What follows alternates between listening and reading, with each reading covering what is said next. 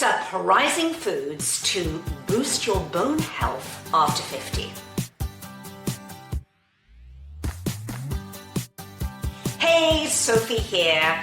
So bone health after 50, obviously, when we go into menopause, now the average age of menopause is 51. Some of you may go into it a little bit earlier. I went into it when I was about 50. I'm now completely post-menopausal, having just turned 60.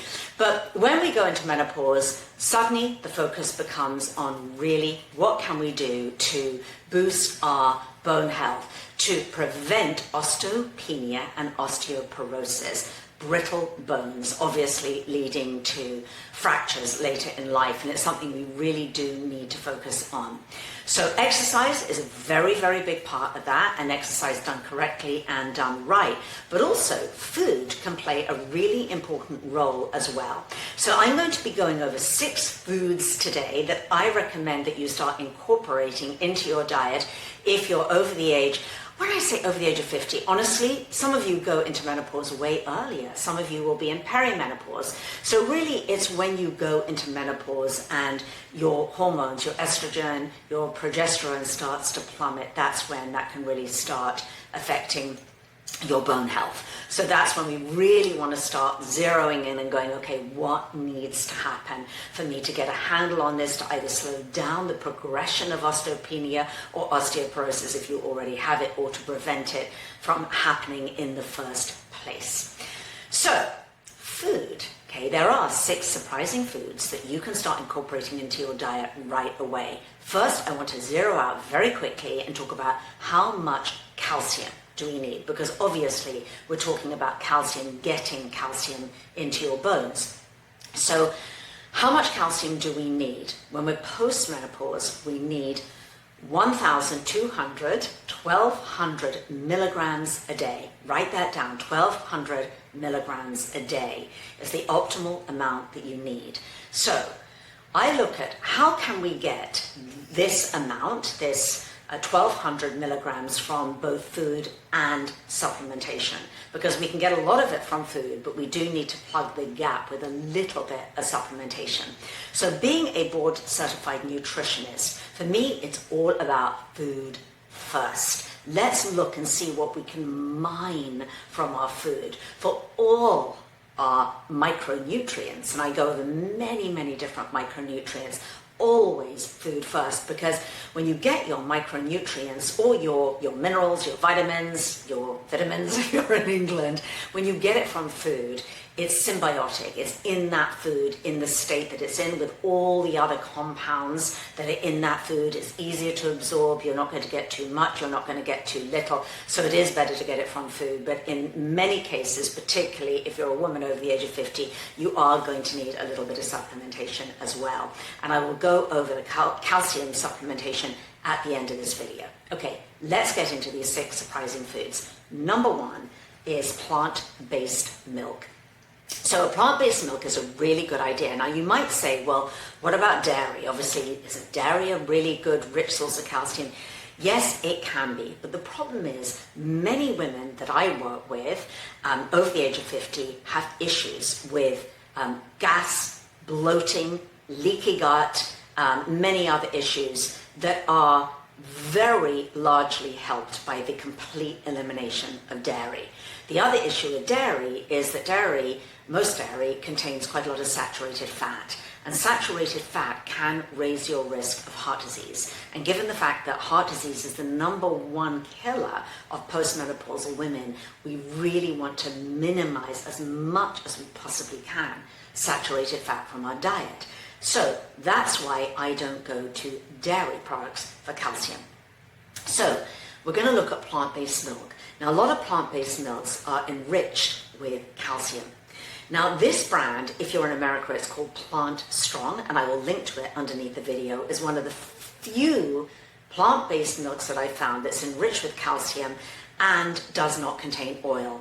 Most of the milks that I found, plant-based milks that are enriched with calcium, also contain a little bit of oil. And they put oil in the milk to give it this mouthfeel or barista blend or whatever, it might be. And while it's not the worst thing in the world, I know many of you will probably prefer to have a plant-based milk that doesn't contain oil. So this Plant Strong brand is wonderful. It comes in almond, walnut, oat, and different sort of mixtures of all of the above. One serving contains about 300 milligrams of calcium a day. Okay, so start sort of doing the math in your head, right? If we need 1,200 milligrams a day, okay, one serving gives us 300 milligrams a day. That's pretty good. Okay, let's continue with food number 2. Surprising food number 2 would be white beans. So white beans such as Great Northern beans or cannellini beans and other white beans contain about 190 milligrams per cup. Okay, so that's just 1 cup of these delicious beans that you could have in a minestrone soup or in a salad or make a dip.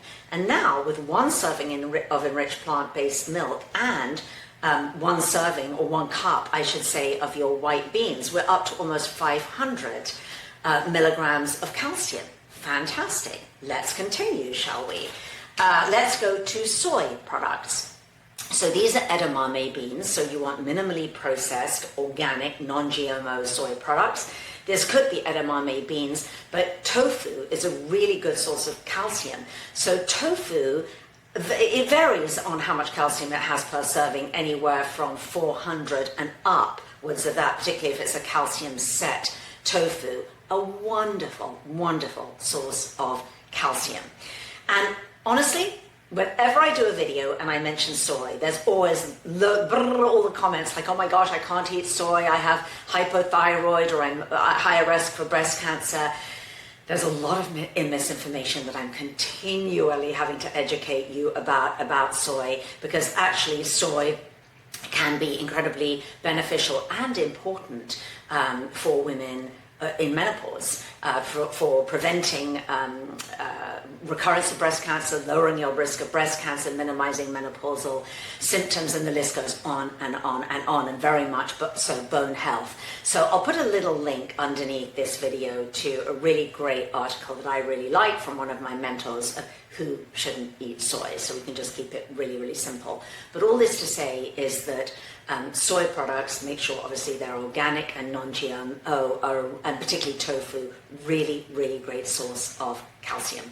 So let's go to the next food. So the next food would be almonds. Almonds are a really good source of calcium. Half a cup a day, about 190 milligrams of calcium.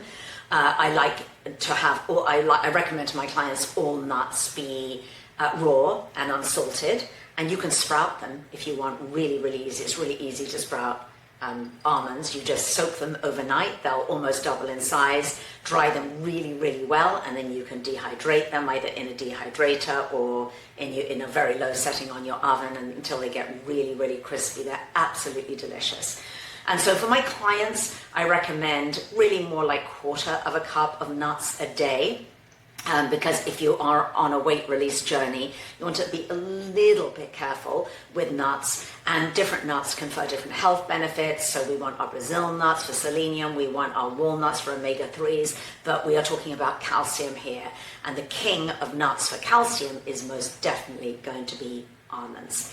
Okay, we are almost there. Let's go to prunes. Now, although prunes don't contain an enormous amount of calcium, the thing that is really interesting about prunes is that prunes and dried figs help your body to absorb calcium into your bones.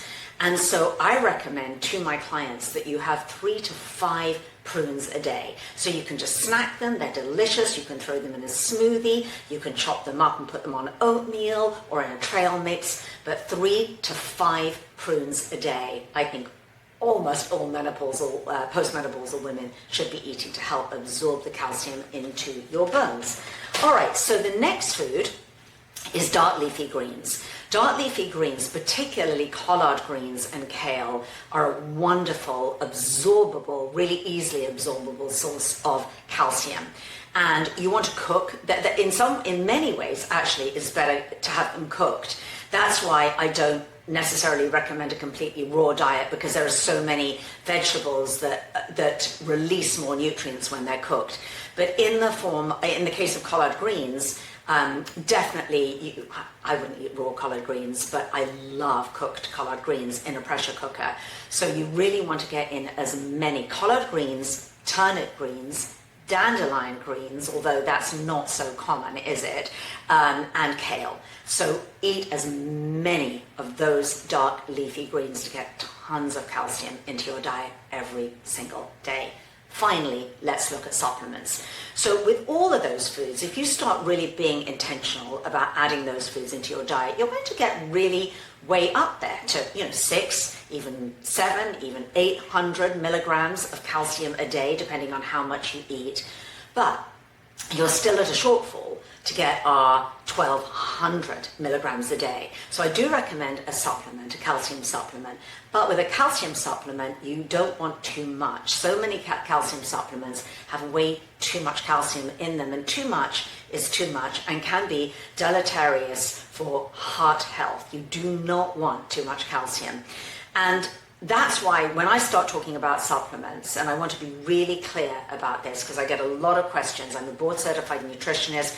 I work personally with clients. I help you personalize everything that you do, customize it for you.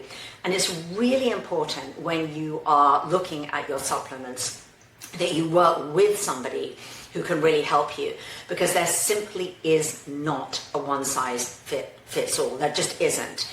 Calcium, more so, I would say, there could be a one-size-fits-all. You want to find a supplement that's about 500 to 600 milligrams a day, no more than that. That's easy. You can find that. But be a little bit careful, because oftentimes calcium supplements also have vitamin D3 in them too. So if you're already taking a D3 supplement and then you're adding this calcium, you might be going over what is safe for D3. And notice that I say safe, because the last thing that I'm going to mention here, okay, so just supplement. I'm not going to recommend a particular brand because you all live in different countries. I don't sell supplements. I don't stand behind particular brands. You can go do a search and easily find a calcium supplement that contains about 500 to 600 milligrams of calcium per day. But I just want to finish this video by saying that you want to be very, very careful when it comes to supplements, because for bone health, it's not just calcium, right? They work synergistically together. D3, K2, calcium, and to some extent, magnesium. But with a supplement like vitamin D3, you can get way too much. And just as much as is the case with calcium, too much calcium can be deleterious for heart health. Too much vitamin D3 can actually lead to higher rates of bone fracture later in life. So it's really important that you get the right amount for you. And when I say for you, it depends on so many variables. It depends on your age, it depends on your weight, it depends on medications that you're taking, it depends even on your genetics, it depends on your blood work. So it's very, very important that you stay within the bounds of, don't go beyond upper limits, and that you stay in the bounds of what is really safe and also effective for you. All right, so I hope you found that helpful today, of surprising foods that you can really help to boost your bone health. And do try adding these foods into your diet. It's so important, because we want to, obviously, our bone health is just everything, right? One fall and one fracture and we're not in a good place. And so everything that I do and everything that I help women to do is really to bring all these different strands together: nutrition and movement and mindset. And, do watch my free training below, where I go over the sort of 4 steps, the 4 pillars, and the way that I really help women to put all of these things together to get into the best optimal health is possible for a woman over the age of 45, because I believe and have witnessed that the next chapter of your life, particularly if you're over the age of 50 and you look forward, can be the best chapter of your life. And you can do this naturally and holistically with simple lifestyle changes. And that's what is so exciting and so empowering. So do watch some of my other videos, and I will see you next time.